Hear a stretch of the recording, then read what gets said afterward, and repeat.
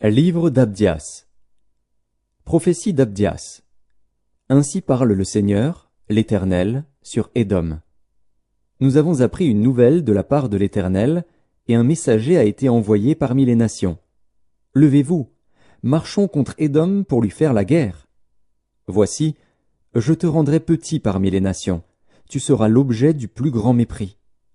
L'orgueil de ton cœur t'a égaré, toi qui habites le creux des rochers, qui t'assieds sur les hauteurs, et qui dis en toi-même, « Qui me précipitera jusqu'à terre ?»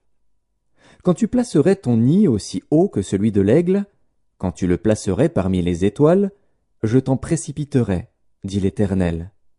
Si des voleurs, des pillards, viennent de nuit chez toi, comme te voilà dévasté, mais enlèvent-ils plus qu'ils ne peuvent? Si des vendangeurs viennent chez toi, ne laissent-ils rien à grappiller? Ah, comme Ésaü est fouillé, comme ses trésors sont découverts. Tous tes alliés t'ont chassé jusqu'à la frontière, tes amis t'ont joué, t'ont dominé, ceux qui mangeaient ton pain t'ont dressé des pièges, et tu n'as pas su t'en apercevoir. N'est-ce pas en ce jour, dit l'Éternel, que je ferai disparaître d'Édom les sages, et de la montagne d'Ésaü l'intelligence? Tes guerriers, ô Théman, seront dans l'épouvante, car tous ceux de la montagne d'Ésaü périront dans le carnage. À cause de ta violence contre ton frère Jacob, tu seras couvert de honte, et tu seras exterminé pour toujours. Le jour où tu te tenais en face de lui, le jour où des étrangers emmenaient captive son armée, où des étrangers entraient dans ses portes, et jetaient le sort sur Jérusalem, toi aussi tu étais comme l'un d'eux.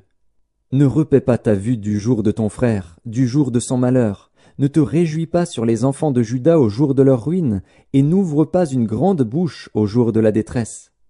N'entre pas dans les portes de mon peuple au jour de sa ruine, ne repaie pas ta vue de son malheur au jour de sa ruine, et ne porte pas la main sur ses richesses au jour de sa ruine. Ne te tiens pas au carrefour pour exterminer ses fuyards, et ne livre pas ses réchappés au jour de la détresse. Car le jour de l'Éternel est proche, pour toutes les nations. Il te sera fait comme tu as fait, tes œuvres retomberont sur ta tête.